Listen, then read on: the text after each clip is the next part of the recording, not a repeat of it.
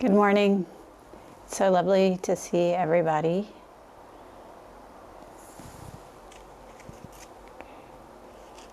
Today I wanted to talk about generosity.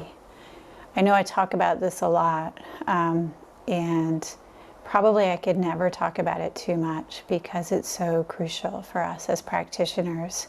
So I thought I would revisit it today and really remind us of the importance of generosity, and then also the benefit of generosity and what that does for us and for our practice and our life in the world around us.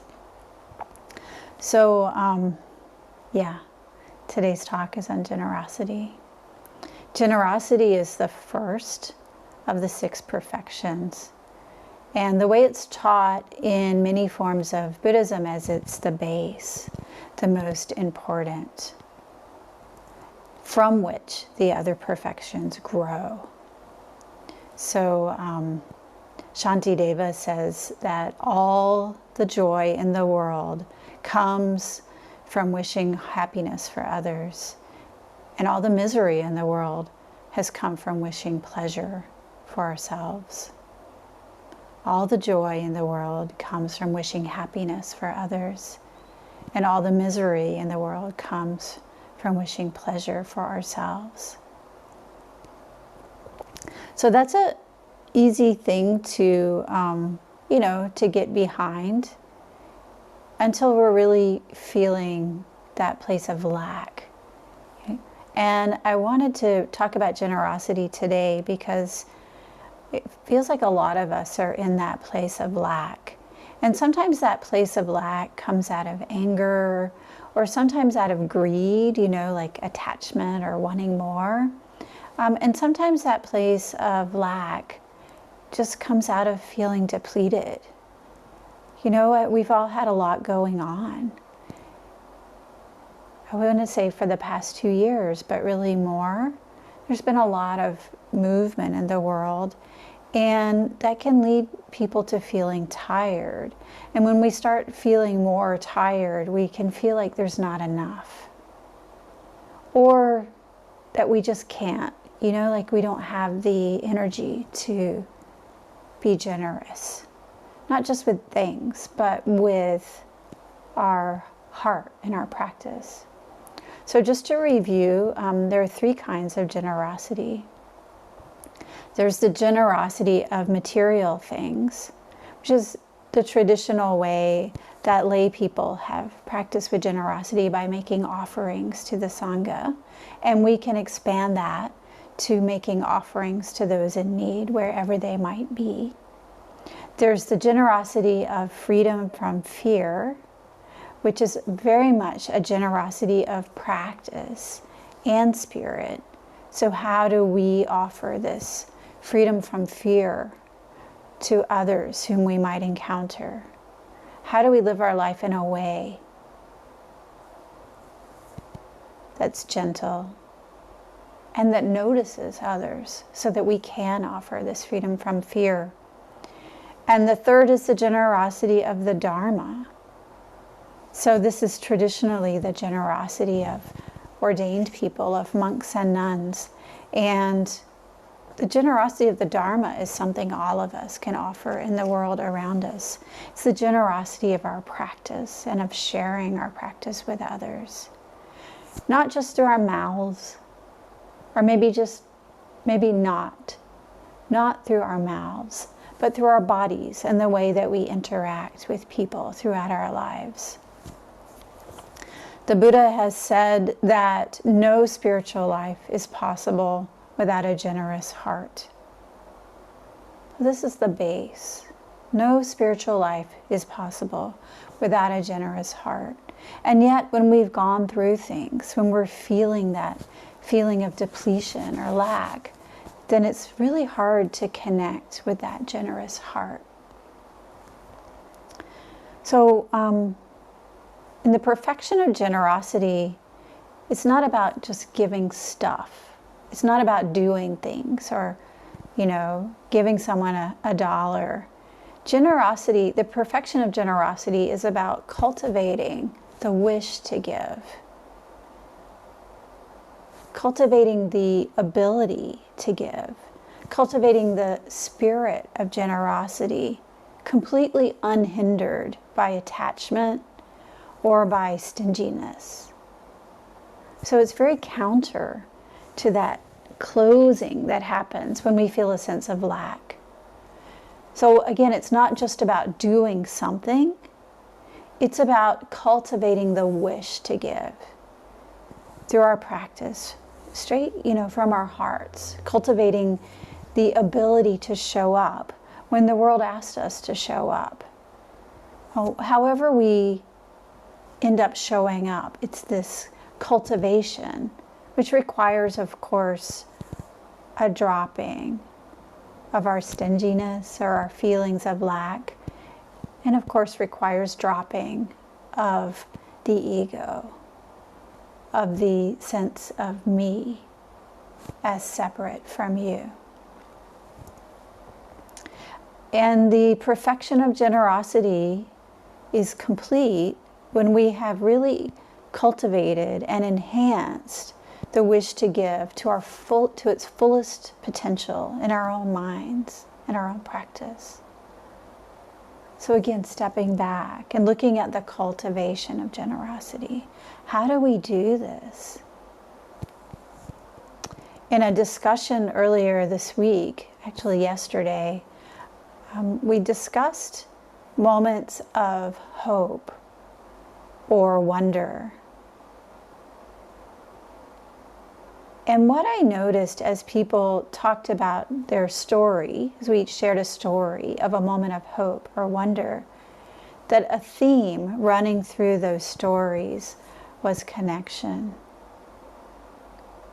Connecting with others, connecting with the world around us, connecting with something maybe we had never heard of before. I was really struck by that and reminded of how, as we've been really spending more time without interacting with others, how we can feel disconnected.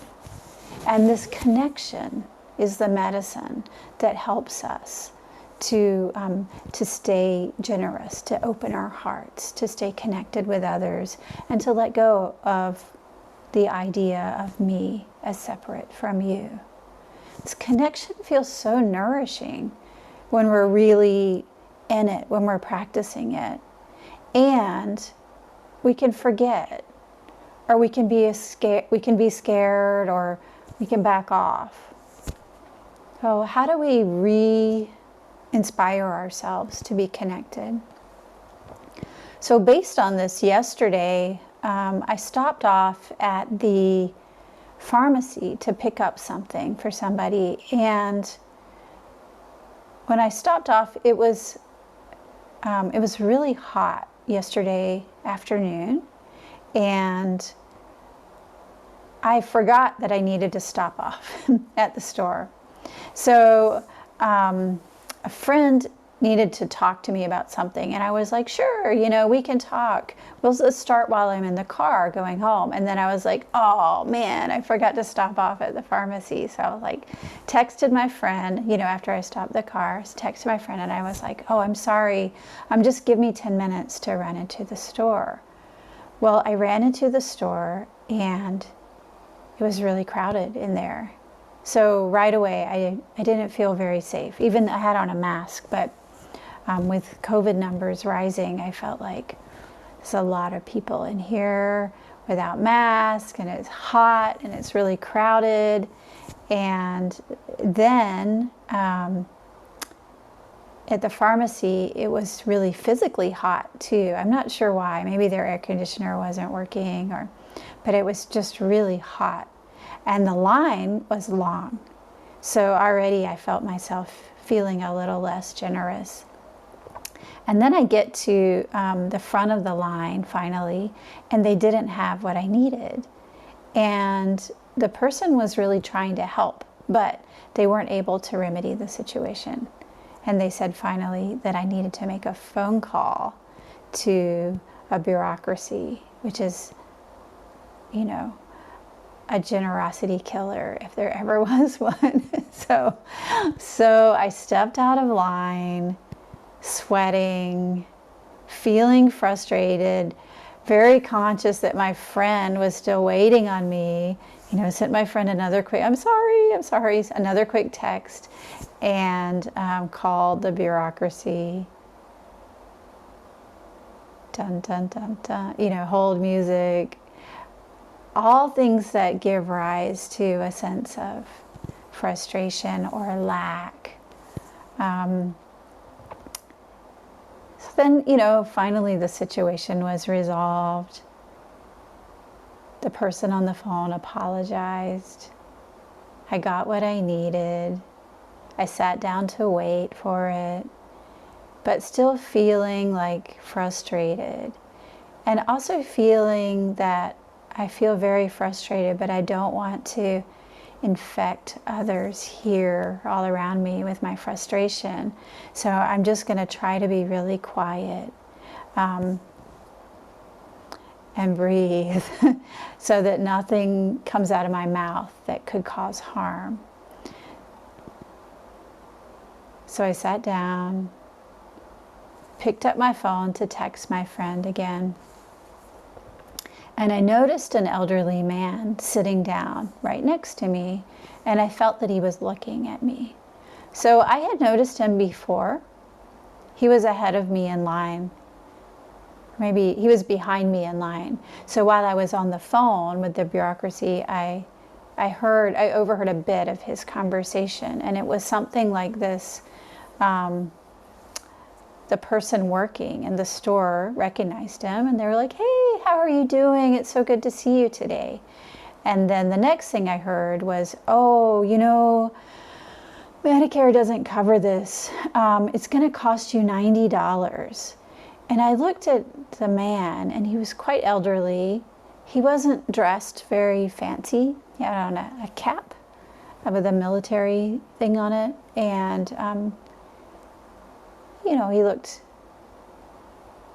looked not rich, perhaps. And I heard him very graciously say, "Oh, huh." And then the person working there said, "Let me see if there's anything I can do." And so these are all overheard things. And they did manage to bring the price down to $83. But still a lot of money for something that somebody needs. I don't know. I don't have any idea what that was. But and he sat down after that. So I found myself sitting next to this man. And he was looking at me as I was texting and frustrated. And something in me said, just put your phone down, Tenku. So I put my phone away. And I said, "How are you doing?" And he was like, "Oh, I'm doing just fine. It's a good day."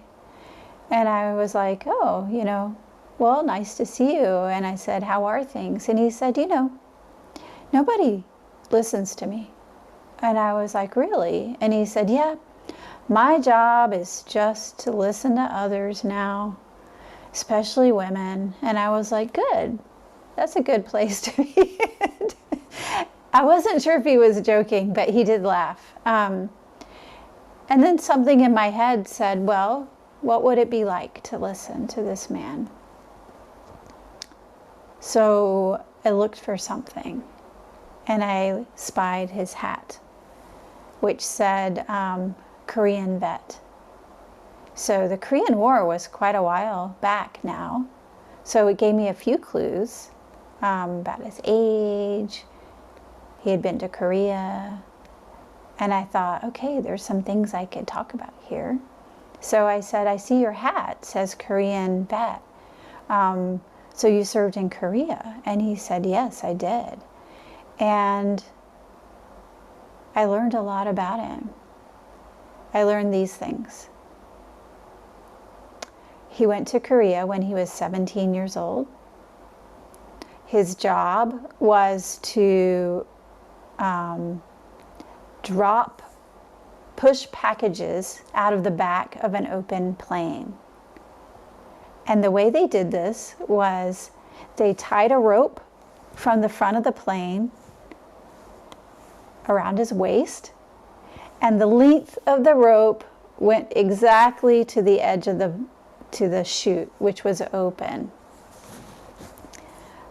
And I was like, oh my goodness, those were different days. Do they still do that kind of thing? Taking a 17-year-old, boy and tying him and giving him a job of pushing things out of the back of a plane.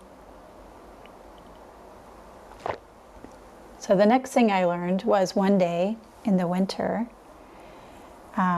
he was dressed very warmly in a coat and had the rope tied around his waist, and a very heavy package needed to be pushed out, and he couldn't get it out. So he reached his arms up and kicked it really hard.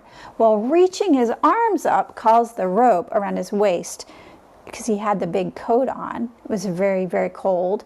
The rope went up around his ribs, and that created just enough extra slack that he fell out of the plane. So, he was talking to me. So I learned that he lived through it. All of a sudden, my day got really interesting because, what kind of questions are coming up in your mind right now? Like, what happened? Did you fall out of the plane? How are you alive? Did you have a parachute? It was really cold. Who were you flying over? Where did you land? How are you here? So, so then the story got more fascinating.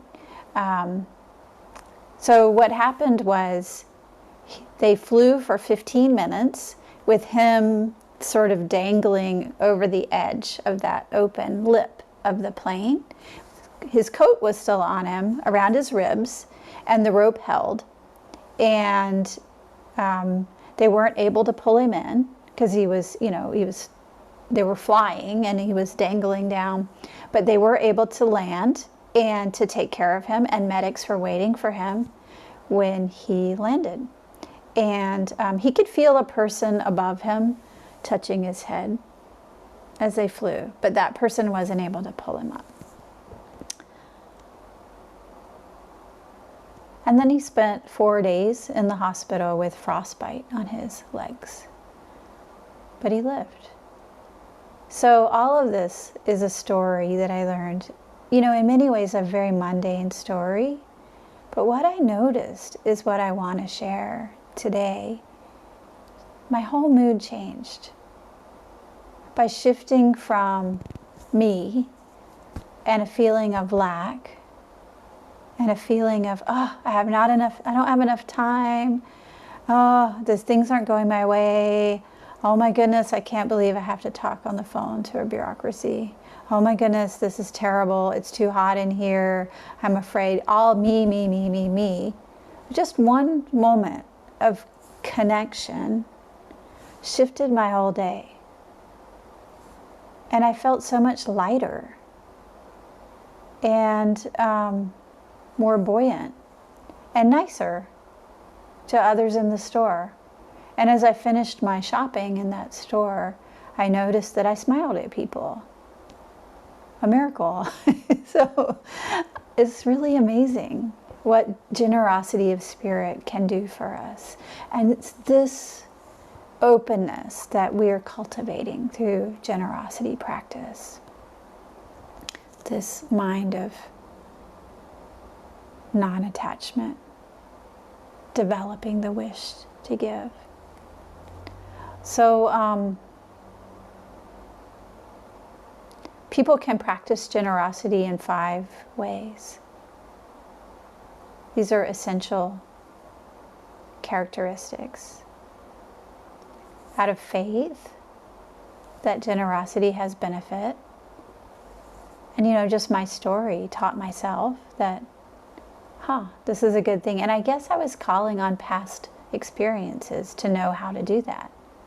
So, knowing from past experiences that when you're feeling kind of yucky that if you talk to someone else, it helps. So that gives me a faith that that might be a good thing to do. Faith of generosity of my time. So out of faith, with respect. So when we give, whether it's material things, money, freedom from fear, the Dharma, our time, we must give with respect. Not out of a sense of stinginess or, here, take this, get out of my way. So, but with a real honor and respect.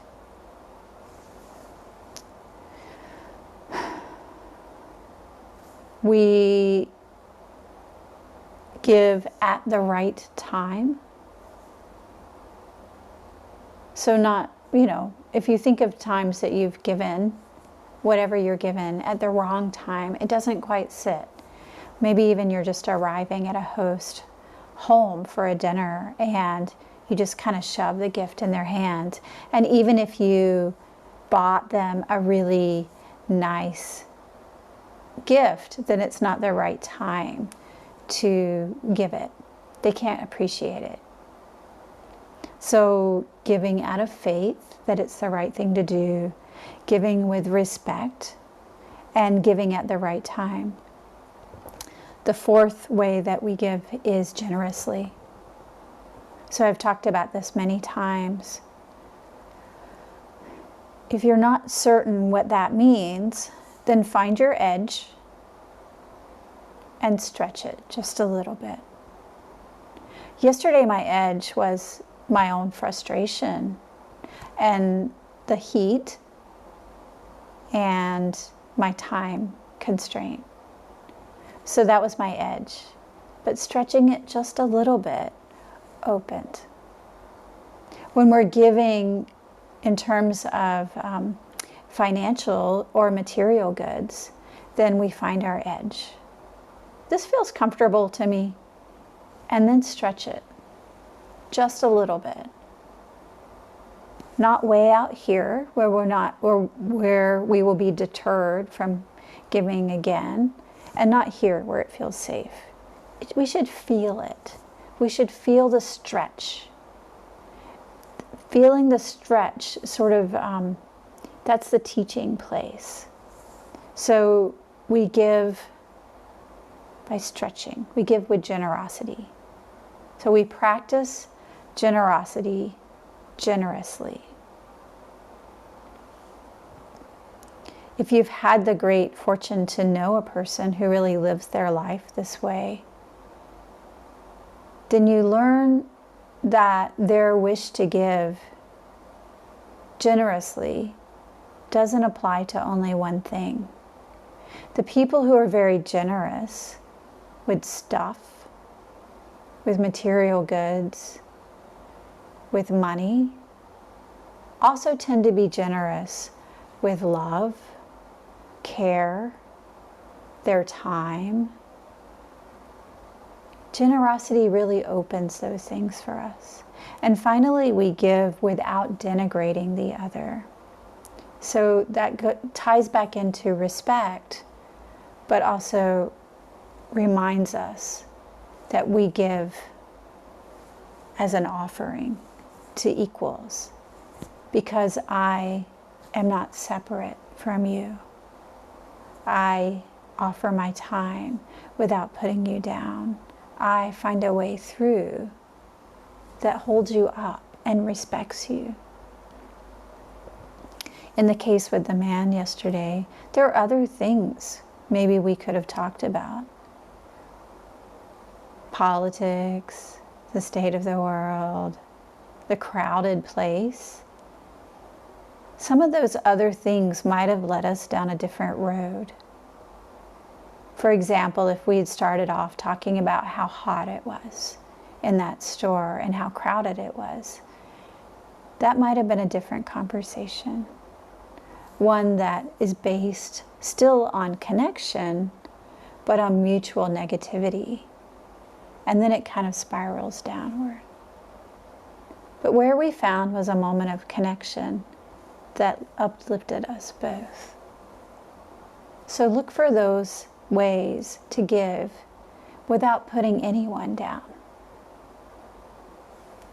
It's kind of initially hard to do, but that challenge really opens us, really expands our heart and expands our world.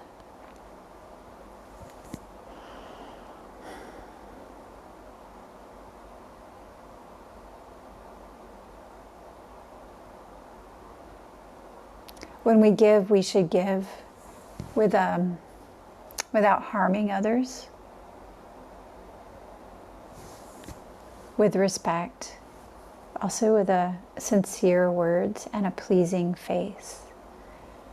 So I was thinking about this a lot. You know, yesterday I told you I was already frustrated, but the pleasing face that I made the intention to put on went from, to, we can do that. We can put on a pleasing face, and without much time, that pleasing face can start to be reflected back to us. And if we haven't yet shifted inside, then that pleasing face gives us the opportunity to do so. Try it sometime. If you're feeling really crabby, I used to resist this kind of thing so much when I was young, as being fake. So there is an element of fake to it. And sometimes fake leads to genuine. So that's what I'm advocating for right now. If you're feeling that crabby face come on, or if you're feeling the curse words come out, see what happens when you intentionally let them go. Crowded, crabby face to more of a neutral face. And then notice how others respond to you. And pretty soon, if you have on a neutral face, or even I wouldn't go for as far as to say a fake smiling face, but at least a receptive face, then others have space to connect with you.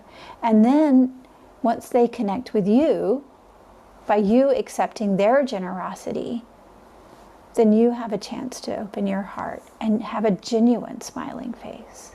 So it's often a bridge to get us there. So again, cultivating generosity requires intention, requires letting go of a separate me from you, letting go of our ego, and really practicing it to develop the habit of practicing generosity. So we practice generosity out of faith that it's the right thing to do, with respect, with generosity of our time, generously, and without putting others down. These are the essential elements of the practice of generosity. And when we have cultivated the perfection of generosity, then we know we have, because we have cultivated a generous heart, the heart that wishes to give, the heart that really unhindered feels the connection. And out of that connection, the generosity very naturally arises. And this is the base of our practice. If we can cultivate this mind of generosity, then not only does it apply to material things or even our time, but we can use that to cultivate it inwardly as well. It's like, if we're feeling a sense of lack right now, or a feeling of fear or even stinginess internally, then cultivating the perfection of generosity allows that to open. And once we've relaxed from that feeling of closed, tightness, once we've opened a little bit, then there's more space for us to receive generosity from others and to practice generosity for ourselves. Generosity benefits all of us. When we're practicing it for ourselves, being a little bit more gentle about our stuck places or our own frustration. When we're practicing it for everyone, we're also practicing it for ourselves. When we find that spaciousness in our way of being in the world, then it also very naturally opens us through our own difficulties. And this is what really got me thinking about generosity today. To be able to practice generosity with others and with ourselves is such a huge relief. There's enough. There's enough happiness in the world for all of us. There's enough resources in this world for all of us. So ask yourself, what do I need to genuinely be happy right now? What do I need in this exact moment to have a sense of contentment, satisfaction, ease? Do you need any more right here and right now? And out of that ease, the generosity that comes out very naturally can lead us through these times of lack or hardships. So in this way, the more we practice generosity, the more spacious our world becomes. And this is what I really wanted to stress today. You know, in this time where we're feeling depleted or a lack, find your edge, stretch it just a little bit, and in that little gap, you may find not only you wish to give more, but you have more space to receive. And it's this constant and dynamic cycle of giver, receiver, and gift that is the practice of generosity. Always moving, receiving, giving, receiving. And through this constant practice, we find enough space for the entire world. So, thank you.